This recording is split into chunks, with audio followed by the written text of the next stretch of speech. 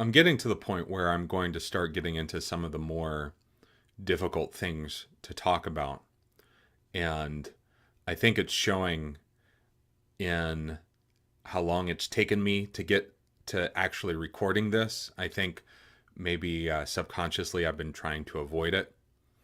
And I've, at least as of recording this section right here, I've been spending the last hour trying to even get started. Like my throat gets dry, my mouth is dry right now, and I keep tripping over my words and keep on thinking about how to say something else. So we'll see if this gets in, but maybe by the end of this, you'll understand why maybe this is difficult to talk about to some extent. So I mentioned previously that Bob was well known for being a personal evangelist in the sense that he was good at converting people to Christianity, and usually like in a Bible study across the kitchen table or some other venue like that. And I talked a little bit about how those settings were set up. So while I was there, I participated in at least all. I think it was all of them, if not all, then the majority of the various Bible studies that he had uh, during the weeks or months that I was there, starting in June of 2007. And so what it would amount to would be like one or two or three sometimes um, Bible studies a week that would last like maybe an hour or two. I can't actually remember the time, how much it was, but sometimes they were at people's houses. Sometimes they were at the church building. Sometimes they were at one or another different kinds of places. And these were Bible studies that were set up by him uh, through some kind of connection. Sometimes it was a person who was connected to a person who was already a member of the church, so maybe like a family member or somebody close or a friend or something like that. Or the other big section of people that would be part of this would be people that Bob had previously known in his work or in various times when he was working as a preacher in other cities or other things. So he had previously been a preacher in the city that he was currently living. Now, remember, he's not living in the city of Wichita, but he's living a good 30 or 40 minutes away from Wichita in another city. That's not as big as Wichita, but at previously, like a few decades beforehand, he had been preaching in that city. So he had a lot of connections in the city in which he lived. And a good number of the studies that he got were connections that he had made in the decades previous. And so sometimes it would be somebody who used to be a member of the church or knew him in some capacity in that way. And at some point later on, maybe they reconnected with him. Maybe there were a couple times where it was like the children of people that he knew or something like that. They would be interested in church or interested in knowing more about church or something like that, or getting back connected with God. And so they would contact him and he would start doing the study with them. So yeah, the good majority of people that took this Bible study that he got studies from were either somehow connected to people in the church or connected to his life. All right, so in that scenario, Bob would have these various weekly Bible studies set up, and sometimes people would drop out. Like after a few lessons, they'd decide they didn't want to do it anymore, and so then that Bible study was gone. Or perhaps you got to the end of the Bible study and that was the end, and either they went along with it or they didn't.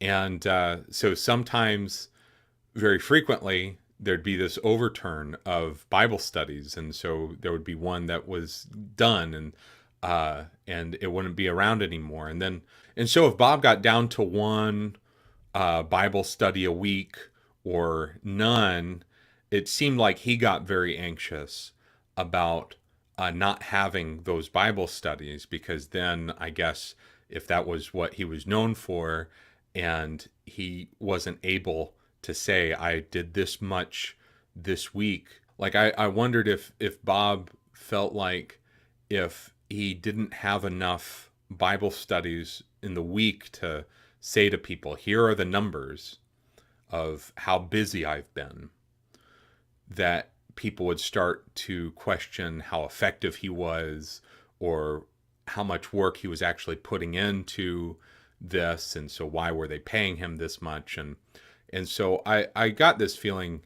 it was unstated, but it sure felt like he had that kind of anxiety around him in regards to that. And so, as I mentioned, the majority of those Bible studies came because people at some point presented themselves as ready or willing to have a Bible study with Bob at a certain time, and you can't really plan those out as to when that's going to happen. It happens, and you just need to be ready for it. But on top of that, there was also this. I guess he gave me this assignment as, and he put it in terms of like it was my responsibility to get Bible studies as a preacher. And so I guess he expected me to get like a certain amount every week or every month or something like that. And so he sent me a couple of emails telling me about people having success with door knocking. And so if you're unfamiliar with this, it's just basically going around a neighborhood, knocking on doors and inviting people to Bible studies. And he sent me a email about a church who apparently had success making cold calls. So all that was a church apparently just going through the phone book, calling random numbers, and talking with people and asking if they would be interested in a Bible study. And apparently this particular church, I guess there were people who called, and maybe they got a few people to agree to Bible studies that way. And so because he sent me those emails, he expected me to spend my time making cold calls to people in the area, or go around door knocking to get more Bible studies. Now, it's my opinion that he gave this to me not to try to teach me anything, but to assuage his own anxiety about the number of Bible studies that he was having per week. But he made it into a thing where it was my responsibility. Now, an argument could be made that because I was being paid, because I was the underling, because I was there to learn, that I shouldn't consider myself above making cold calls or going door to door. And I didn't. In fact, I did go around door to door a few times, even though it caused me great anxiety. And I tried the cold calls, just one number, and I experience phone anxiety. I'm an introvert by nature, which sometimes surprises a lot of people because they'll see me preach, or they'll see me teach a lesson, or something along those lines, and they think, oh, well, you're bubbly, you laugh a lot, you interact with people. Okay, you must be an extrovert. And that's far from the truth. It's like, yeah, I do all that because I've forced myself to learn how. And as an introvert, it wears me out. It causes me a lot of anxiety that I've been able to push off to the side, or that I've been able to deal with to some extent or another. But it doesn't change the physiological reactions that all of those do. They wear me out. I need alone time, and a lot of alone time, to recover after various things like preaching or meeting with large groups of people or interacting on a social level. And then especially on the phone, like, I don't know, for the longest time, and I still even have this problem on the phone, is I don't know, performance anxiety on the phone. And it's nerve-wracking for me. Now, I'm not saying that necessarily to make an excuse. I'm just saying that's me. And it seems to me that as there are multiple ways in which to perform your duties as an evangelist in terms of preaching to and making converts than certain prescribed ways, and also understanding what your strengths and weaknesses are, and working on improving your weaknesses and playing to your strengths. And so, like, that was definitely not playing to my strengths. But then also on top of that, it's my belief that to be honest as a preacher, you should not do things that you would not do, or that you would not respond to well yourself. And so in my mind, I always thought about, like, well, what would happen if I received a cold call from some church or some preacher or some person asking me for a random Bible study? I would think they were crazy. What would I do if somebody came knocking at my door? Now, this happens every once in a while, and no, it's not a maybe. I know I'm different in the sense that I will talk with the Mormon elders, or I will talk with the Jehovah's Witnesses, and I'll invite them into my home and we'll talk about it. Like, I know that I am in the vast minority of people in that regard, but I do it not because I think I'm going to be converted by the Mormon elders or by the Jehovah's Witness, but more so that I want to talk to them and kind of do almost a reverse witnessing to them, and maybe put some things in their minds for them to think about. Like, that's usually my goal if I talk to somebody like that. But when it comes to somebody else, like if a Baptist or a Presbyterian, or for whatever reason, came up to my door and invited me to their church, I'd probably just, I'd be nice about it. I'd be like, well, thanks for the invitation, but I go over here. And that would be the end of it. Like, I wouldn't give it another thought. And so if I wouldn't, why would I expect anybody else to?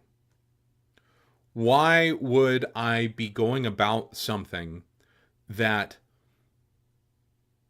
I myself do not find effective? If you don't believe in it, that even when you force yourself to do it, and even if you force yourself to put on a smile and try to put on the best face forward that you can, you're going to still give off vibes that you really don't believe in it, that you really don't think that the person is going to respond in the way that you're saying. And so then it's almost like your mood or your vibes or, your aura or whatever it is contradicting what, the smile on your face and what you're saying to the person. And to me, that feels like something of a lie. And I don't like doing that. I would rather feel like I was being perfectly honest in both my speech and my spirit. And so that's what I try to do. I try to respect people. I try to respect people in where they are, how they think, and what they do. And I try to treat them as I would be treated, which is what Jesus said. That doesn't stop applying just because you're a preacher. And so, maybe I'm explaining this a lot more than I ought to, but I guess I'm kind of going through a lot of the stuff. Like, I spent a lot of time thinking about this and and wondering, like, am I doing the right thing? Am I doing the wrong thing? Should I be doing this even though I don't like it? Should I just power through? All those kinds of thoughts came into my head. And um, to also criticize myself at that age a little bit, I feel like if I were to go back in time and do that part over again, I would have pushed back against Bob. At that time, as young as I was, as inexperienced as I was, um, you have this feeling of like, I don't know if I can push back about, various things. This person's supposed to be my boss in a way. They're they're telling me to do something, and then if I just come out right out and say, no, this doesn't feel right, I'm not going to do this, well then, they might fire me. They might do something like they say, oh, well, tough luck. And like, just like another job or something else like that. Like if your boss tells you, they hire you for a position, they tell you to do that, and then you say, no, I'm not going to do that. I'm, in most other jobs, they'll fire you for something like that. But so I didn't push back at all. I just put it on the back burner, and I guess wish that it would go away. And the way that I dealt with it week to week was, well, I was busy enough doing Bible studies and preparing for sermons and talking to people and doing various things with people in the congregation. Like I was already working full time, doing all those other various things, and those were a lot more important than making cold calls.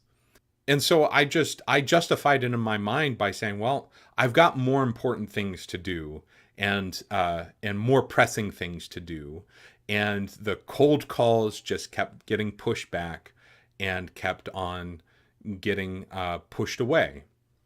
That's why I would criticize, is that, like, and this is maybe a character flaw of me, especially in my 20s, but even things that I still have to work on, is that sometimes, like, I'll push things away, like expecting that somehow, like, they'll get better magically while I'm not working on them. And it just grows, or it festers, or it just stays out that way. And then eventually it becomes a bigger problem, and you have to face it eventually. And that's what happened with this. So as I said, I started working in June and I was going to work there for a full year. And I was given a few weeks of vacation time. I hadn't taken a vacation all the way through November. And so my plan was to take a full week of vacation, the week of Thanksgiving, drive back to North Carolina where my parents were living at the time, and visit my parents and visit my brothers and have a good Thanksgiving, and just spend that entire week there. So I was planning on this vacation. Everybody knew that vacation was coming up. I told the elders well beforehand that was what I was going to do. And truth be told, I was ready for a vacation, because between June and November, doing all the things, learning, making sermons on a weekly basis, doing all these various kinds of things, it wore me out, and I was ready for a vacation. And so the week before Thanksgiving, so I was going to work up to, and I was going to preach a sermon on the Sunday before Thanksgiving, but then I was not going to be there that next Sunday. So actually I was going to be gone for, I think, even more than a week.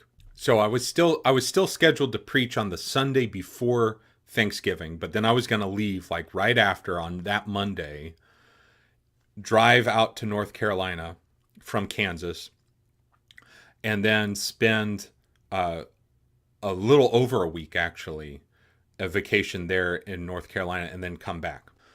So the Tuesday on the week before Thanksgiving, I get into my office at the church building a little bit later than I usually do. I usually got in on a weekday to the church building around 9 in the morning.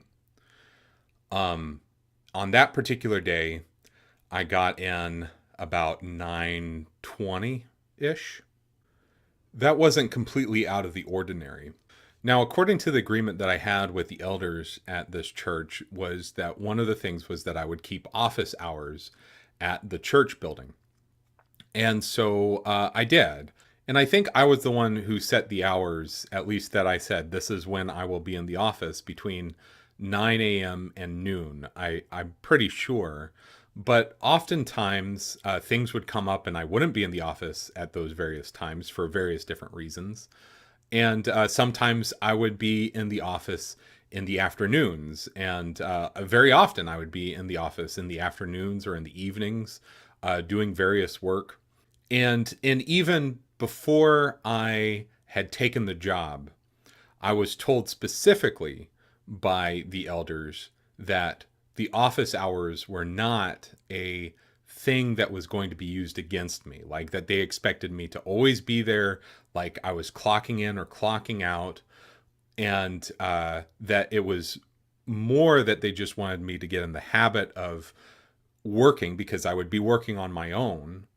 They wanted me to be in the habit of being in the office, working, being available. And and they told me specifically that it would not be used against me. Like if I happened to not be there at at a particular time or something like that wasn't their intention of making me have office hours at all. You can probably see where this is going because I'm explaining this. But so I got in a little bit late. It was maybe like 9:20-ish or something like that. So I get into my office. I turn on my computer.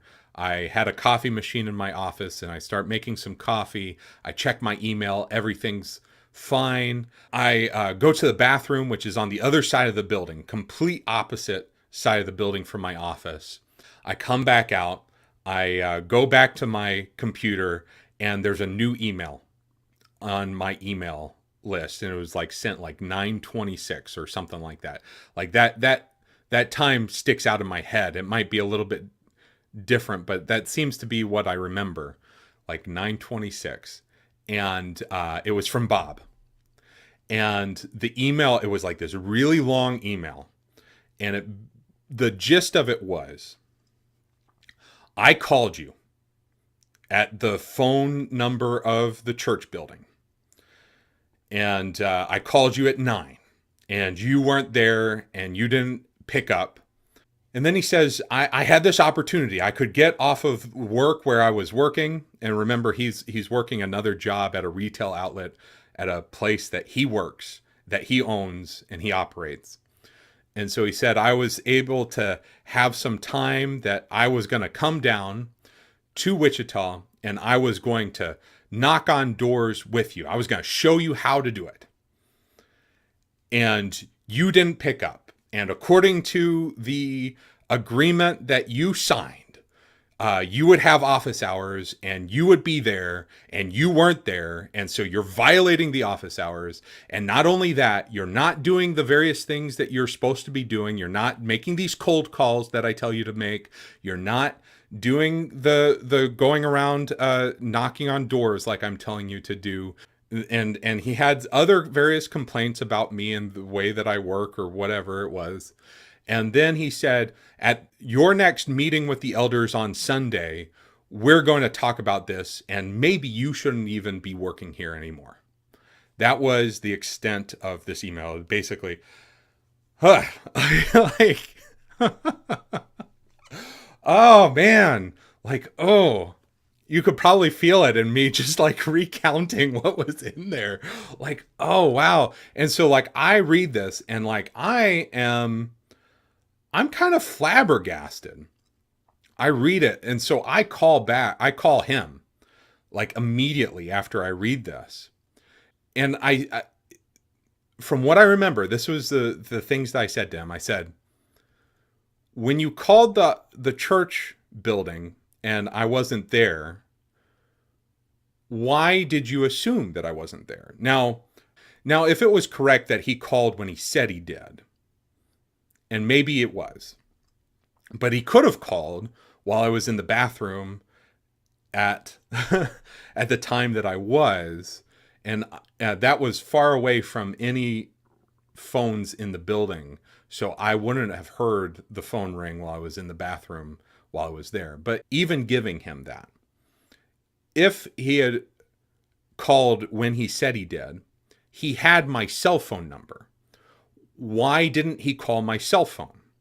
Why did he assume that I was being lazy and not being in my office? Like, there's all sorts of different potential explanations that could have happened. Like, I could have had a meeting with somebody in the morning that he wasn't aware of that I was doing. I could have gotten into a car accident on my way to the church building and I was dealing with that. Or my car could have broken down, which my car very frequently broke down at the time. I had an old jalopy of a car. And I could have been on the side of the road and not gotten there. I could have been in the bathroom. I could have been sick. I could have, and just decided not to go into the office that morning and stay in bed. So there is any number of explanations or potential explanations for why I might not have answered the phone when I answered it, or why I might not have answered the phone when he called. And yet he went to immediately to the worst possible explanation in his mind, and then also used an argument that I was explicitly told wasn't going to be used against me. He found me not in the office during my office hours, and then he used it as an excuse to just put all these things on me. On top of that, he had mentioned at the end of his email that that I had a meeting with the elders on that Sunday, and that was the first I had ever heard of that. And so when I called him and I said the first part, I said, "Why did you assume that that I was just being lazy? And why didn't you call my cell phone?" And he had some, I can't remember, like, I don't even remember what his answer to that was. It was just like this grumbling kind of thing. It was like, "Well, you were supposed to be in the office, so I didn't even think that I should." It was pathetic, was really what it was. Looking back on it, it was a pathetic excuse. But I'm the young guy and he's the older guy, and I'm supposed to be the person who takes it all. And anyway, so then I said, "What's this meeting?" There wasn't any meeting scheduled. And basically, he said, "Yes, there was. And you would know that if you actually paid attention to your emails." And this was another thing that he always, he did this multiple times while I was working with him, is that he would think he sent an email to me, or he would claim that he had sent an email to me, or he would, setting up a time for a Bible study, expecting me to be somewhere at a certain time, setting up meetings with me. And then when I didn't show up, because I was never informed of them, he would then get angry at me. He would call me, or he'd send an email, or he'd grumble about it the next time I saw him. And he'd be like, "Why weren't you there? Why didn't you do this? Why didn't you do that?" Like, he did this multiple times. While this wasn't the first time in November when he did this. This was a pattern that he did. And I would say, "I didn't get that email." And he would assume that I wasn't reading my emails and I was making some kind of convenient excuse and just trying to say, "Well, I didn't get it. I didn't see it." When in actual fact, he never sent those emails, because he would never be able to bring up on his side the email that showed that he sent it to me. I was always at fault, because obviously I was a stupid, lazy young guy who was always trying to get out of things, who was forgetful. And like this was the way that he saw me and the way that he portrayed me to my face, because I would bring this up and he would, and like when these various kinds of things happened, and I'd say I seriously didn't get the email, and it was always my fault. It was proof of how irresponsible I was. And so that's basically what he said in that phone. He's like, "Well, it's been planned for all this time, and you're just that's just further proof that you're irresponsible, and you're going to have to answer for it on Sunday." And he basically hung up. And so at this point, I was distraught. I didn't know what to do. I believe the email that he sent was also copied to the other two elders, so they saw that as well. But neither of them sent me, or as far as I remember, neither of them called me or sent emails or said anything about it. So I was just left there. I was just like, what am I going to do? I'm being accused of things in ways that I was told it wasn't gonna be used against me that way. I'm having lies being told about me, and I can't even defend myself. Now, at this time, I'm going to go back in time a little bit. Being a preacher is stressful, and being in the position that I was, and dealing with the various things that I dealt with, were even more stressful on top of that. And there were various times where I thought I was at the brink, and I was going to like just break down and just not be able to continue going. And I was oftentimes I found myself to be an emotional wreck during the week, and I'd have to somehow put myself together and be presentable on a Sunday. Partly because of the demands of being a preacher, partly because of the various things that would happen that I'm only scraping the surface about my relationship with Bob up to this point. But maybe you can see just from that one example that I gave of what working with him must have been like at various times. And it would leave me just destroyed. And I remember my parents came and visited at some point. I think it was July. It was somewhere around July, I think, that they came and visited me. Like they came out from North Carolina. They visited me in Kansas. And I think my mom saw that it was like this was a big thing for me, like that I was dealing with. And she had a friend, a lady in her 50s, who grew up in the church. Her father was a preacher. She had brothers who were preachers. She had never married, but she lived in the area. She knew my mother very well. She knew my grandmother very well as well. My grandmother used to live my grandparents on my mother's side used to live in this same area as well. And they knew Bob as well. And that was also part of the reason why I trusted Bob in the first place, was because my grandparents had a relationship with him. My grandfather, as I told you, he was a preacher, and he was preaching in this area for a while in the 90s. And my grandmother had passed by that point, but my grandfather was still alive. And he knew Bob, but I didn't talk to him about Bob before I took the job. But anyway, so there was this woman who was living in Wichita, but she was going to another church in another part of the city. But at my mom's behest, she told me to go and talk to her. I guess I need to make a name for her. Let's call her Mary.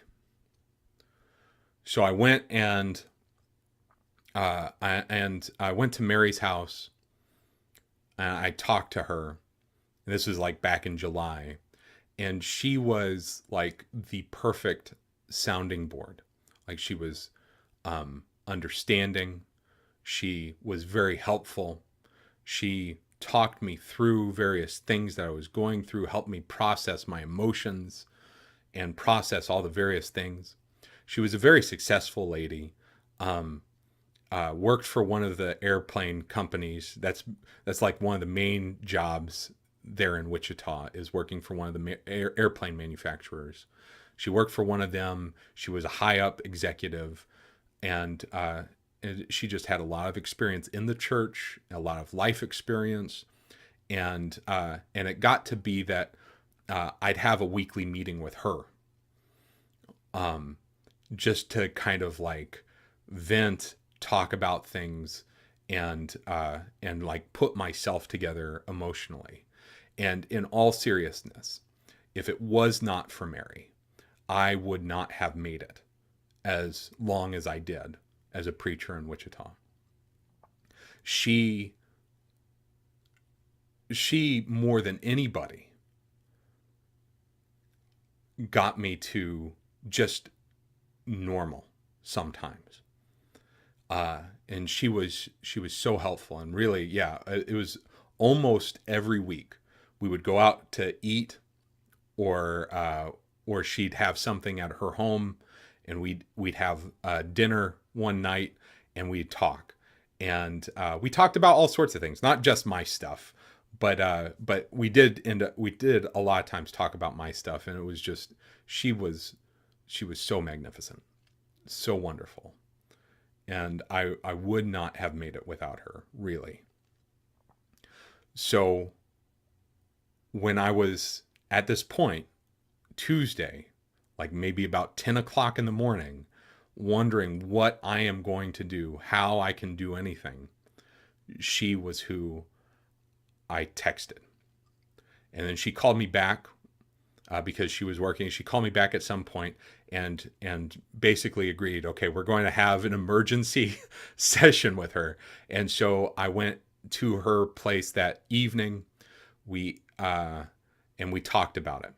We talked about the situation. We talked about all these various things, and her advice was to take the original agreement, which was that I had with the elders, go point by point through it,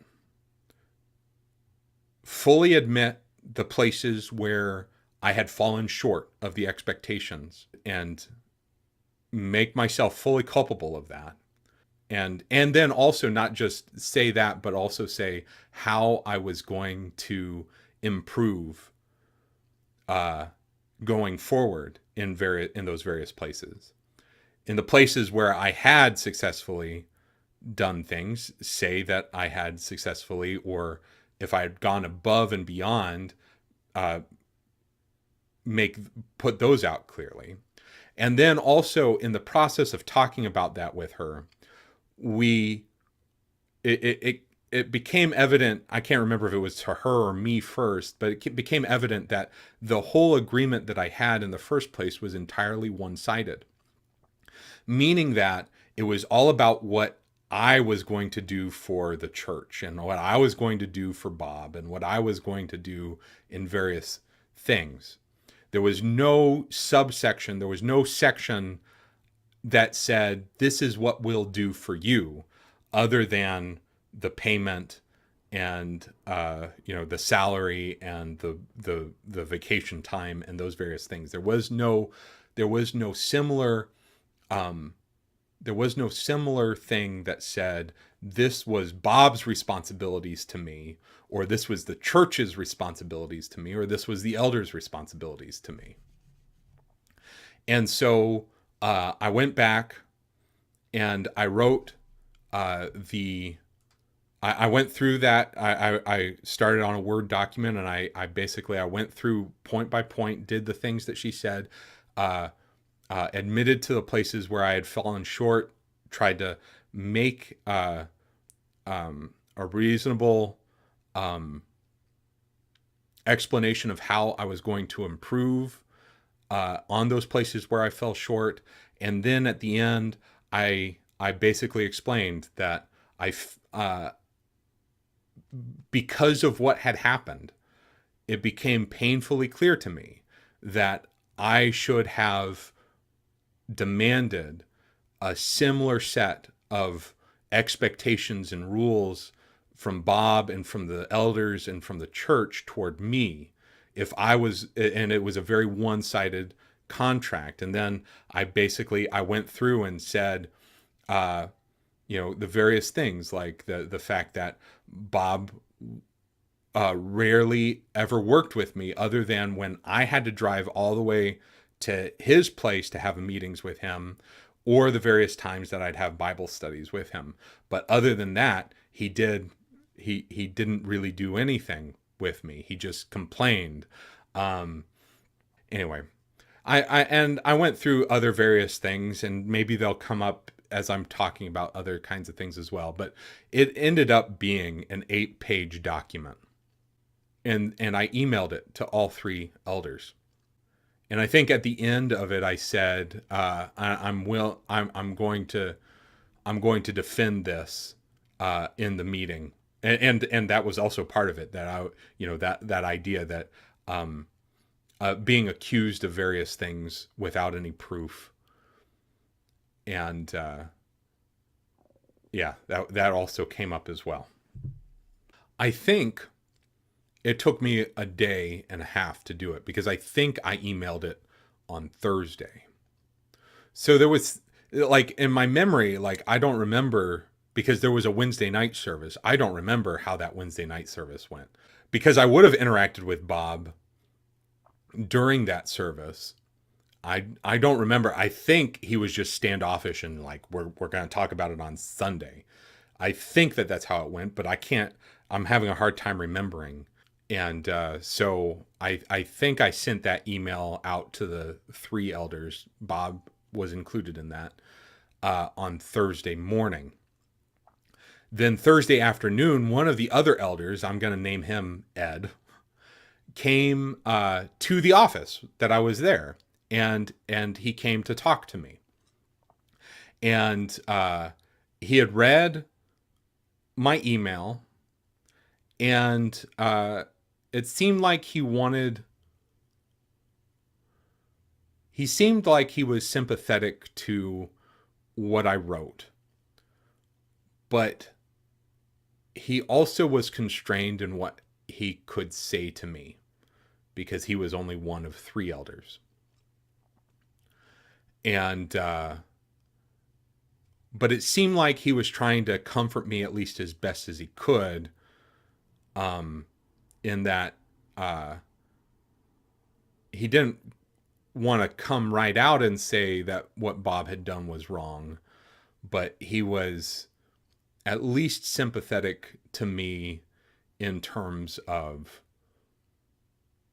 what I must be going through. And so that was appreciated, at least on some level, but it didn't seem like, so nothing really changed. And so I got to Sunday.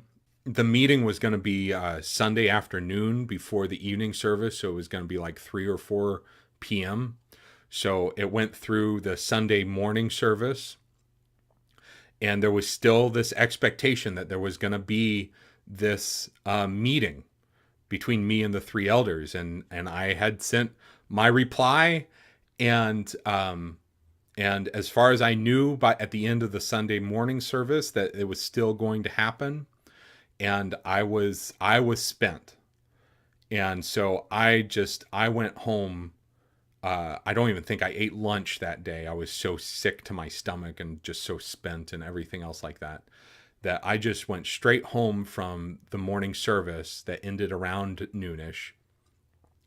And And I just went to bed. I just crashed. And I woke up to my phone ringing like around 1:15 or so. And it was the third elder. And I'm going to name him Gary, I guess. And Gary said that they decided that they weren't going to have this meeting, that I should go on my vacation, and that they would talk about it after I got back. That's what he told me. And so I guess in some way I there was some relief to that, in the fact that I didn't have to deal with this very emotional kind of meeting uh, at the time. But it didn't give me a lot of comfort in the fact that it was still on the table. It was still on the table. It was just pushed back. And so it's a long drive from Kansas to North Carolina. In fact, my grandfather was living in Indianapolis at the time, and my mother's father, who had known Bob, and the plan was I was going to drive from Kansas to Indianapolis on Monday. I was going to pick up my grandfather, and I was going to take him to my parents for Thanksgiving, and drive the rest of the way on Tuesday. And so Tuesday, I had a great opportunity to pick my grandfather's brain about Bob and about his attitude, and tell him about all these various things. And my grandfather had a lot of really good advice in terms of how to deal with it, um, and also gave me some insights into Bob as a person that made me wish that I had talked to my grandfather a lot earlier. Although I don't know if he would have shared the things that he did before knowing what Bob had done to me, or had done in this whole exchange. But basically, that whole week, starting Monday, the whole way, I had this expectation that I was going to get a phone call, like while I was in North Carolina, that just like, you're done. Don't bother coming back. I mean, I would have to come back for my things and I guess move back to North Carolina. But like, I more than half expected to get that call at some point. And it didn't. Spoiler warning, I guess. But I more than half expected to have that phone call at some point, that the elders just basically decided that they weren't going to deal with me anymore, and that they were going to tell me it's over. So I had that like just over me that whole time that I was gone. So my vacation was not as restful as it should have been, or it could have been. But also during that time, and so I talked to my parents obviously about these various kinds of things, and all the stuff that goes on with that. And I don't know how I started thinking about this, but I just started thinking about like, well, in the slim case that I go back and I have to continue working there for basically the next 6 months, what do I do? Because clearly this man does not like me. Bob does not like me. And even if I go back and I somehow have another 6 months, how do I take this experience and get the most out of the 6 months that I can? Because clearly I cannot please this man.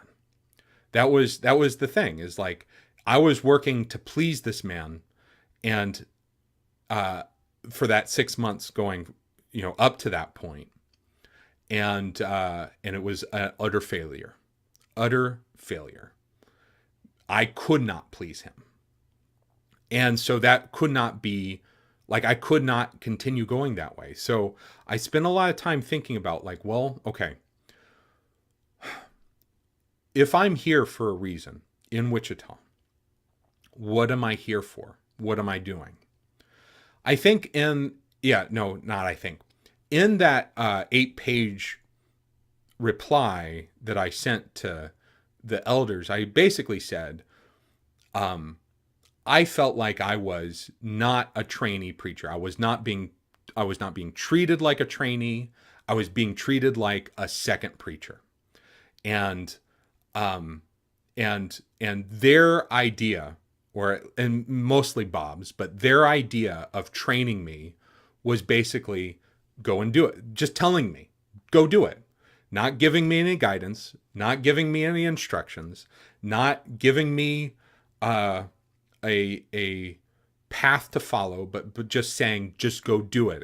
It felt like being just thrown into the deep end of a pool and being told to swim, and then being reprimanded for not knowing how to swim when you're in the deep end. And I said so many words in that as well. And what I realized is that was really what my situation was. That Bob was not my mentor. He was just another preacher at that congregation that I had to have weekly meetings with. But really, I was the second preacher. I wasn't his trainee. And I decided that week while I was in North Carolina that was the reality of the situation. And so that's how I would think about it from then on. I would not think of myself as a trainee. I would just think of myself as another preacher at that church. The other thing that I realized is that I'm not going to get anything out of doing cold calls. I'm not going to get anything out of trying to do these various, I don't know, trying to set up these various Bible studies, because it was very clear to me that the majority of Bible studies that Bob got were from the fact that he had built up personal relationships with people over the decades that he had lived in the area, and that I was not going to be able to build those kinds of relationships in the time that I was going to remain there. And so that it was an irresponsible use of my time to do those cold calls or to knock on doors or to expect that I was going to have the same kind of effectiveness of getting people to come to Bible studies that Bob was. So instead, I tried to think about, well, what is my purpose? If I am here and I believe in a God that has purposes for us, and what is God's purpose for me here? Like, why did he bring me? Why did he bring me to Wichita? And so I thought about it. Like, what are my strengths? What do I bring that nobody else could have there at that church, at that place? And what I realized, it came to me, was that, and this was more of like, at the time, it was like this thing that I thought was an awful thing. So I was 22 years old. The next youngest person was 16 years old, I believe. They may have been 15 or 16. That made like a 7 or 8 year gap. The next oldest person was 30, which was also like a 7 or 8 year gap. So I was the only person in a gap of around 15 to 16 years in my age group. I was the only person in my age group. And what I realized is that I was thinking about the teenagers, the ones that are 14, 15, 16 years old, and even younger than that. But I was thinking specifically of that. They don't know how to relate to somebody who's in their 30s and has a couple kids. And I was the only bridge between teenage years and adulthood. And being 22, I was still close enough to my teenage years that I still kind of understood them. I still had some kind of connection to them. And what I realized is, once I realized that, I realized that's why I'm in Wichita. I'm not there to learn to be a preacher. I'm not there for all the various reasons that I thought I was going there for, or that the elders thought I was there for. I was there for those kids. And so when I got back, that was my priority. I was the second preacher. I was not a preacher trainee in my head. And my main responsibility was to those kids, to help guide them through that 15, 16, 17-year-old phase of their life. Because growing up in the church, when I was there, I didn't have anybody. And I was in a small church, and I was the only person in my age group then too. And I really wished that I had had somebody who was older than me, who would relate to me, and who would maybe give me advice or do other things for me. But I didn't have that. And so what I realized is that I had the opportunity to be the thing for them that I never had when I was their age. And so essentially, I became the de facto youth minister as well. After that point, after getting back, I wasn't fired halfway through. After that point, I started doing weekly teen studies on Friday nights. And I didn't just invite those kids that were going to my church, but I also invited kids from other churches, other similar churches in the area at similar ages. And I got a lot of people, a lot of kids from there. And so every Friday night, I had kids coming and doing Bible studies. That was like, I don't understand why, because at 15, 16, 17 years old, like I said, I grew up in the church. I was still in the church in that time period. If there was a teenage Bible class on Friday nights when I was 16 years old, I would not have gone. And yet these kids kept coming on Friday nights, week after week. It was crazy. It was crazy. And we talked about really important things, or at least tried to, and tried to make Bible, morality, various kinds of things accessible to them, and tie it to their lives in a meaningful way. In regards to the talking about, this incident that happened before Thanksgiving. Remember, Gary said that they were going to talk about it after I got back. Nobody mentioned it again. None of the elders mentioned it again. Gary, Ed, Bob, none of them mentioned it again. They all acted like it had never happened. Like they just pretended, like, I guess it's just like they just all decided just not to even bring it up. And at that time, I was fine with that because I didn't want to talk about it either. And that's where I'm going to end it in this part. I've been talking for a long time, but there's more to come. That was just the beginning of the trials and tribulations that I was facing. Thanks for listening. Hopefully the next part will come out a little bit sooner now that I've kind of broken the ice and talking about some of this stuff. I really do appreciate you listening, and I hope that you have a